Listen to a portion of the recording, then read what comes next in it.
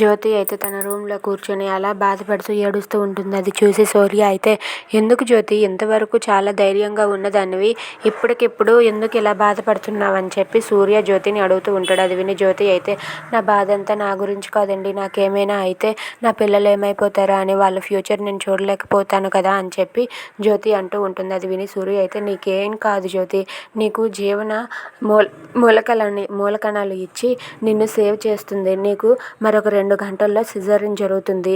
నువ్వు సేఫ్గా బయటపడతావు. నువ్వేమీ బాధపడకు జ్యోతి అని చెప్పి సూర్య జ్యోతితో అంటూ ఉంటాడు.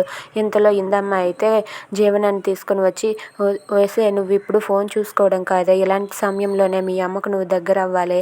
ఇదిగో ఈ జ్యూస్ తీసుకొని వెళ్ళి మీ అమ్మకి ఇవ్వు అని చెప్పి జ్యూస్ ఇస్తుంది. ఇక అక్కడ జ్యోతి అయితే టాబ్లెట్స్ వేసుకొని వాటర్ తాగుతూ ఉంటే, వాటర్ కాదమ్మా ఈ జ్యూస్ తాగు అని చెప్పి జీవన అంటూ ఉంటుంది. సరేలే నేను తాగుతాను అని చెప్పి ఆ జ్యూస్ని తీసుకొని పక్కన పెడుతుంది. అమ్మ, ఎందుకమ్మా బాధపడుతున్నావు, నీకు నేనున్నాను కదా, నీకోసం నేను మూలకణాలే కాదు నా ప్రాణాలైనా ఇస్తానమ్మా, నువ్వేమీ బాధపడకు అని చెప్పి జీవన అంటూ ఉంటుంది. అది విని జ్యోతి అయితే, జీవన మీకేం కాకూడదు జీవన, నాకేమైనా అయితే మిమ్మల్ని ఎవరు చూసుకుంటారన్న బాధ అంతే అని చెప్పి జీవనని దగ్గరకు తీసుకొని ఏడుస్తూ ఉంటుంది. Thanks for watching friends, please subscribe.